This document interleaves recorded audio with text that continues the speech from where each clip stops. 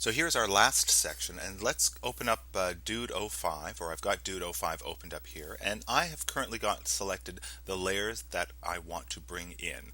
Splotch 2, the word as, another, although I think I've mislabeled that one, Monster Dude, that's the graphic here, Dude, the word Dude, the scroll underneath that, and then the arm coming in underneath here. I've got all those layers selected. I'm going to copy them. Again, I'm going to go back to Dude main and I'm going to paste.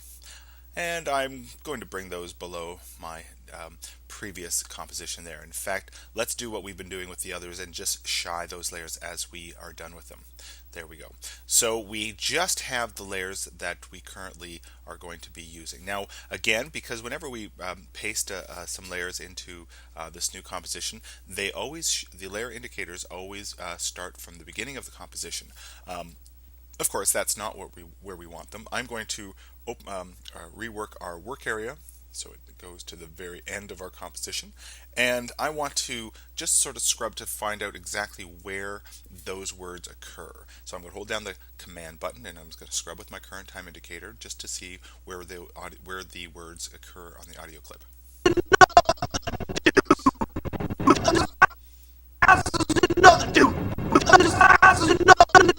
So right about here.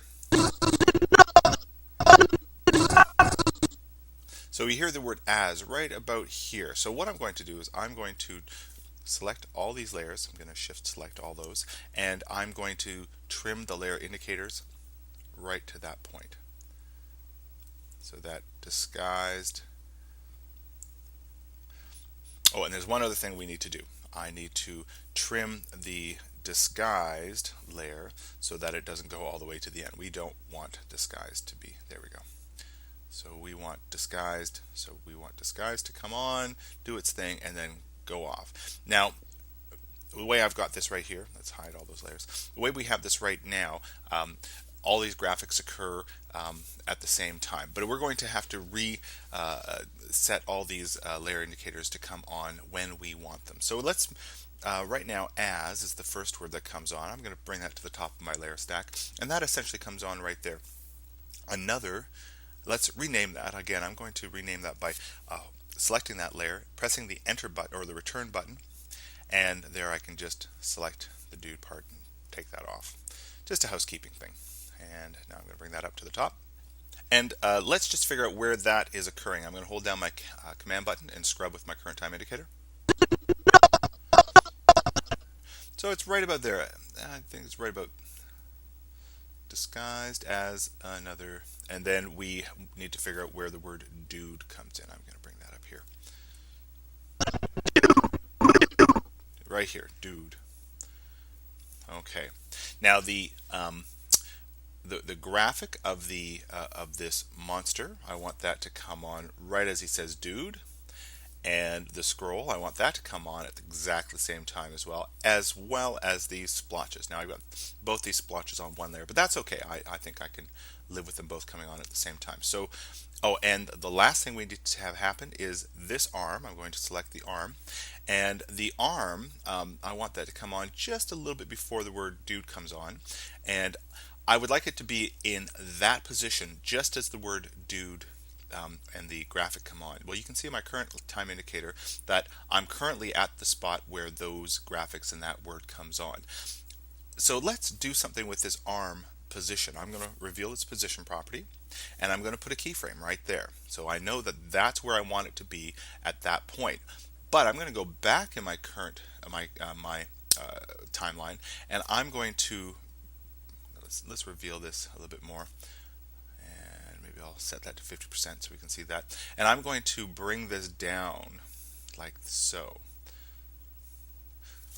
And what that will do is that will bring that arm in and point exactly as they come on. So now we have as another dude and the arm coming on at the same time in the scroll and the splotch.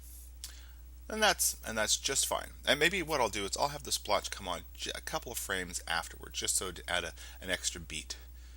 There we go. So we have as another dude bot. There we go. All right, now all we need to do is I'm going to do something that similar to what I had done in the very first line, where we precompose all these graphics and then use the scale and position properties to reposition our camera, so to speak, as if we were zoomed in on the first word, and then have it all sort of zoom out. And let's, yeah, let's select all these layers as, and shift select arm. Again, I'm going to go to the layer drop down property, go to precompose, and I'm going to do as a, I'll just go dot dot dot. I could name them, first section, second section, third section, which would have probably have been just as well, but this will work fine as well. And now I'm going to just trim that layer indicator just to keep things, like I say, just a little bit neat. And disguised, actually, no, I'm going to bring that right there. Disguised as. Now what I need to do is I'm going to again change my scale and position properties to bring up the word as into the main part of our screen. So again, I'm going to press P for position, Shift S for our scale, so we have both those properties selected. And now I'm going to change the scale,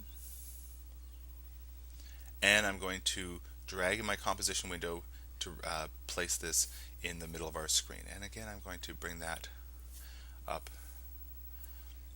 And now recall the continuously rasterized button. You can see that now that right now the type is very fuzzy, but if I click on this button here, that'll tighten it up. Actually, it didn't, because I actually have to go do it here as well. So here is the as a in fact, I should have pressed the continuously rasterized button as soon as I imported all this artwork way back in the very first video. But now, having done it sort of after the fact, it's still fine. You can see now that cleaned up that word. I need to set some keyframes. So let's click here and set some keyframes. And I'm going to go out on my timeline to where another comes in, another right there.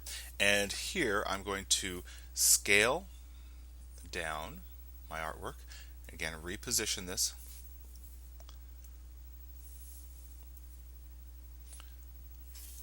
So let's see what that looks like. Disguised as another dude. Dude comes in right there. So let's, at this point, really scale this down to about 100%, so we have everything on our screen, including the graphic of our guy, of our character. And so let's see, disguised as another dude. Okay, there we go. Well, that is essentially it. Actually, the only thing that I'm having a problem with right now is the way this arm is currently coming in. We're not seeing it move. In fact, what I'd like to do is go back to the this composition, and I want to select where that arm is coming in. And the way I had originally set it up, the arm was in position as soon as the dude and the graphic come in. But in fact, what I'd like to do is have that come in much later, so that when in the main composition, when all that stuff is on screen, then this arm is seen coming in. So I'm just going to drag its current, or its layer indicator, back in time so that it comes on later. There we go. Let's go back to the main dude composition and see how that works. So here we go. So now as another dude comes in, and then when everything's on screen, then this comes in. There we go. That's working for me. Let's do a quick little RAM preview and see what that's looking like. Ain't a dude disguised as another dude. Ain't a dude disguised as another dude. Ain't a dude. Well, the arm is coming in a little bit late, so let's go back to this as a composition, and I'm going to, there we go, I'm going to bring that a little bit sooner. Let's go back and test that. Ain't a dude disguised as another dude. There we go. That's working good. I think that's just fine. Okay.